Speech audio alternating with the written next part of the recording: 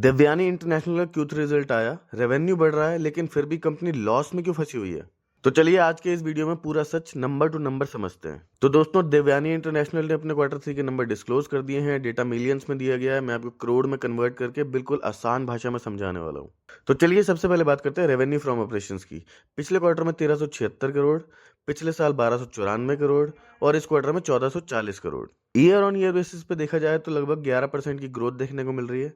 Quarterly basis पे देखा जाए तो 4.5 से 5% की जंप देखने को मिल रही है। यानी साफ है, रेवेन्यू ग्रोथ इंटैक्ट और देवयानी का business Y on Y basis पे ही बेहतर जज किया जाता है। मार्केट का एस्टिमेट था करीब 1486 करोड़, कंपनी ने 1440 करोड़ डिलीवर किया है। मतलब नंबर एक्सपेक्टेशन के आसपास ही रहे हैं। चलिए अब बात करते हैं खर्चों की। यहीं से असली गेम स्टार्ट होती है। पिछले क्वार्टर में 1408 करोड़, पिछले साल 1294 करोड़ और इस क्वार्टर में 1446 करोड़।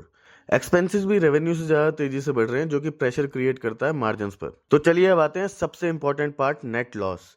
पिछले क्वार्टर में कंपनी को 24 करोड़ का लॉस हुआ था, पिछले साल 7.5 करोड़ का लॉस हुआ था और इस क्वार्टर में 11 करोड़ का लॉस हुआ है। ईयर ऑन ईयर बेसिस पे देखें तो कंपनी का लॉस बढ़ता हुआ दिख रहा है, जबकि रेवेन्यू बढ़ रहा है। तो आइडियली लॉस कम होना चाहिए था, लेकिन ऐसा नहीं हुआ।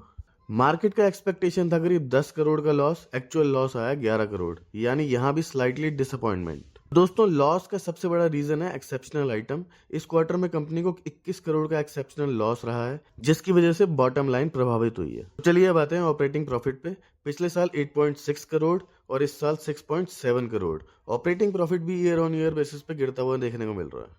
तो चलिए अब बात करते हैं ईपीएस की। ईपीएस पिछले क्वार्टर में -0.16 और इस क्वार्टर में -0.07। ईपीएस में भी क्यू ऑन क्यू सुधार है, लेकिन अभी भी नेगेटिव जोन में ही है। तो दोस्तों, अगर पूरे नंबर्स को जोड़ के देखें तो रेवेन्यू वाई ऑन वाई और क्यू ऑन क्यू दोनों बेसिस पे ग्रो कर रहा है। एक्सपेंसेस ज्यादा तेजी से बढ़ रहे हैं। Net loss Y on Y basis पे बढ़ा है। ऑपरेटिंग प्रॉफिट गिरा हुआ है। ओवरऑल कह सकते हैं नंबर एवरेज से थोड़े कमजोर हैं, ना बहुत खराब ना बहुत स्ट्रांग।